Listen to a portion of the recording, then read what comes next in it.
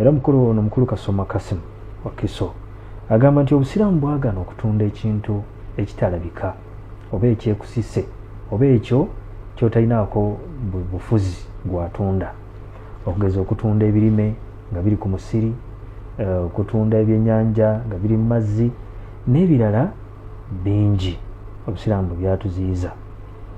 Kati agamba nti era yalese n'ekirala okutunda engoye nga ziri mu zibayita endiboota, engoye ziri munda totunuddeeko tolabyeko naye gwe olina kubuuza ezo. Kati abuuza nti wensanga ng'eno yenkola mu mulimu gwange, aba atunda ndiboota nga olaba b'endiboota z'engoye enkadde, omusiraamu yesanze nga eno embeera yeri mu mulimu gwe yakola atya, omulimu agusuulewo ate ng'ebyokola mu Uganda ne bwolaba engeri embeera kapito n'ebirala bizibu wadde nnyo, kati akola atya mu nabbi yagaana okutunda ekibala hatta yabluwa salahuha tusanga okulongoka kwakyo kweyolese.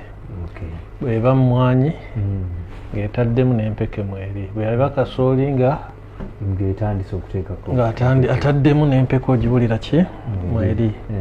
Waayo endala bibambuuza bduwu salah okuba nti emigaso gyeyolese kyeki naga yahmarra aw yakhdar, okiraba nga kimyukiridde oba kino ebiba ebya gurini nga kyonna kya gurini. Abafiqi ne bakinnyonnyola nti bwe kiba kya mpeke n'owulira nga empeke mweri, kubanga oyinza okugula omusiri, oyinza okugula ekimuli n'oga bitaddeko nnyo, enkuba nejja n'ebikuba ng'oguze ekimuli ng'ate omaze okusasula, olwo enkaaya nejja kuba ki? Ejja kuba nnene. Nzirizaayo. Era n'agaana bayu majhul al-aqiba. Majhul al-aqiba.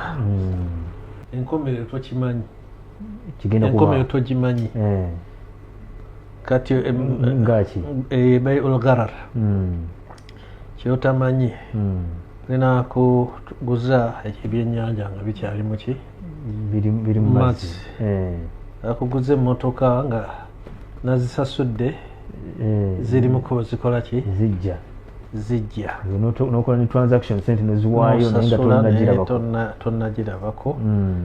Awo no owanvu nnyo mu bufunze ebyo byonna obusiraamu bwabijjawo qat'an linniza, bwabiyigiriza okujjawo enkaayana.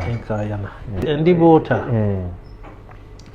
ala al asli etugendera ku asili ensibuko ya kuteeka eririjjeno ekintu ekiri munda tomanyi birimu birungi bibi bikadde botagigula, naye asulu eyo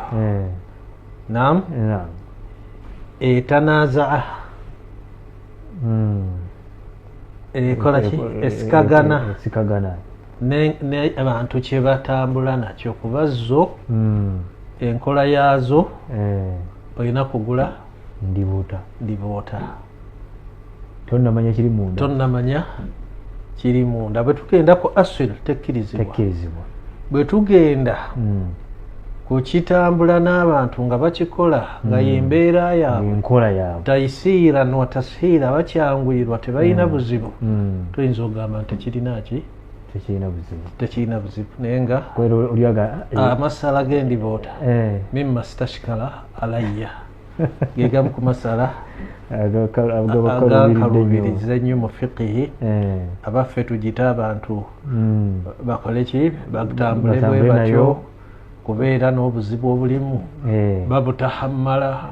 Linasanga nga kanzu bwebasaati eriko omukono gumu n'ogula n'osasula endiboota emitwalo emiliyoni emu kitundu n'osanga mwena mu 3 eba yangatte oba yaki, awo n'oguma n'ensaze era tewali buzibu ebasanga. Kati erimu ishikaali eyo tozzaawo wennyini. Era wetugendera na kino ekyo Ibn Taymiyyah yakita naye bw'osinziira ku nsonga gye yakiteerako eyinza okulaga nti endiboota tekkirizibwa okugula ebimera ebimerera mu ttaka nga muwogo nabyo batubirabyeko nga obutungulu abamanyi bakigaana lima fihi min algharar osoma alqawaid nuraniya fiqhiya mulimu gharar gharar kitegeeza kitomanyi binaabaako naye Sheikh al-Islam Ibn Taymiyyah yagaa nti abantu okusinziira